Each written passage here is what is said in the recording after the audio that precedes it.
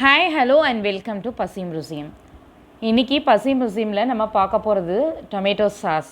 நான் ஏற்கனவே சொல்லியிருந்தேன் லாஸ்ட் வீடியோவில் தக்காளி சாஸ் வந்து எப்படி டேஸ்ட்டாக சூப்பர்பாக சிம்பிளாக எப்படி செய்கிறது அப்படின்னு நான் உங்களுக்கு வீடியோ அப்லோட் பண்ணுறேன்னு சொல்லியிருந்தேன்.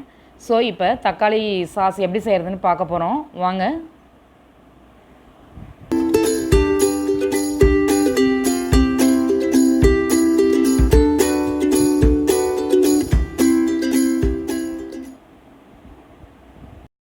அஞ்சு தக்காளி எடுத்திருக்கேன்.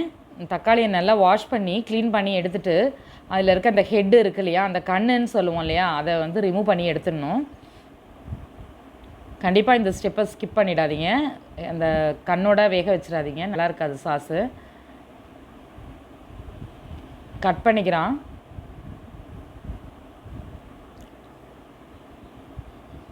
எல்லா தக்காளியும் கட் பண்ணி ஒரு பாத்திரத்தில் எடுத்துக்கலாம்.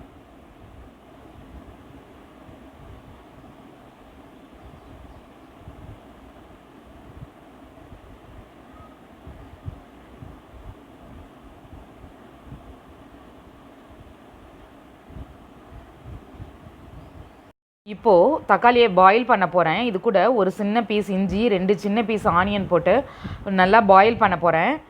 இதுக்கு தண்ணி சேர்க்கக்கூடாது. பாயில் பண்ணுறதுக்கு தக்காளியில் இருக்க அந்த வாட்டரே போதும், அதுக்கு வெந்துடும்.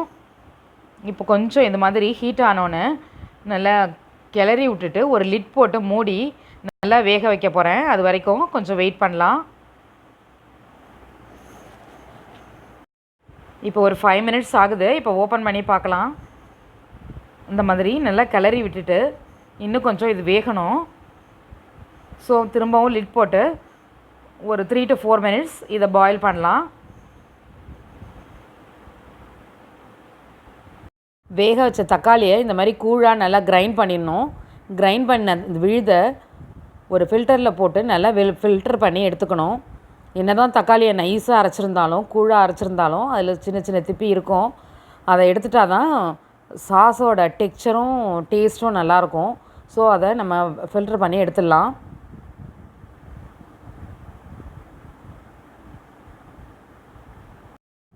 ஃபில்டர் பண்ண விழுதோட 1/2 ஸ்பூன் வெல்லம், 1/2 ஸ்பூன் மிளகாய் பொடி, ப்ளைன் மிளகாய் பொடி, ஒரு பிஞ்ச் சால்ட் இதெல்லாம் போட்டு நல்லா கொதிக்க விடணும்.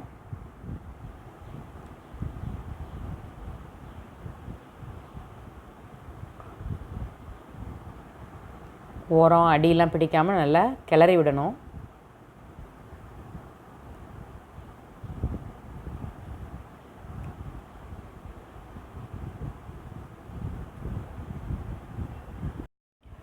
இப்போ சாஸ் நல்லா திக்காயிடுச்சு. இப்போ எப்படி நம்ம பதம் தெரிஞ்சுக்கிறது அப்படின்னா, இந்தமாரி ஒரு பிளேட்டில் கொஞ்சம் ஒரு ட்ராப் விட்டு மூவ் பண்ணாக்கா அப்படியே எல்லாம் சேர்ந்து மூவ் ஆகணும். தனியாக சாஸ் தனியாக அந்த மாதிரி இல்லாமல் எல்லாமே சேர்ந்து மூவ் ஆனிச்சுனாக்கா அது கரெக்டான பதம் இருக்குன்னு அர்த்தம். அதே மாதிரி இன்னொரு டிப்ஸு, ஒரு ஸ்பூன் எடுத்துக்கோங்க. இந்த மாதிரி ஒரு லைன் போடுங்க. இந்த லைன் அப்படியே மேர்ஜ் ஆகாமல் அப்படியே இருந்தது, எப்படி மூவ் பண்ணாலும் மேர்ஜ் ஆகக்கூடாது. அந்த லைன் க்ளீனாக இருந்தது அப்படின்னா இந்த பதம் கரெக்டு அப்படின்னு அர்த்தம். இப்போ நமக்கு ரெடி ஆகிடுச்சு பதமாக. இதை இறக்கிடலாம். பிளேட்டில் மாற்றிக்கலாம்.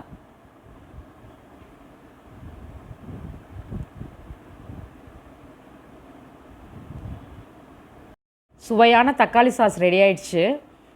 இது எந்த ப்ரிசர்வேட்டிவும் சேர்க்காமல் ஹெல்த்தியான சாஸ். இதே மாதிரி நீங்களும் உங்கள் வீட்டில் ட்ரை பண்ணி பாருங்கள்.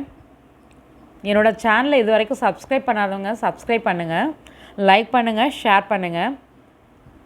என்னோடய நெக்ஸ்ட் வீடியோ வந்துக்கிட்டே இருக்குது, பார்த்து என்ஜாய் பண்ணுங்கள். இது பசியும் ருசியும். பார்த்து சமைங்க, பாராட்ட அள்ளுங்க.